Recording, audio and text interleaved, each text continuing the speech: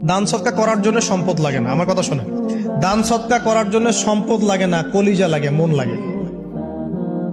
বহু বড় বড় মানুষ আছে দান সৎকা করতে পারে না, কোটিপতি, জাকাত দেয় না, আছে না? আর বহু গরিব মানুষ ভ্যান চালায়, কৃষি কাজ করে, দেখবেন 100 টাকা দান করে দিল, মন থাকতে হয়, মন, কলিজা বড় থাকতে হয়।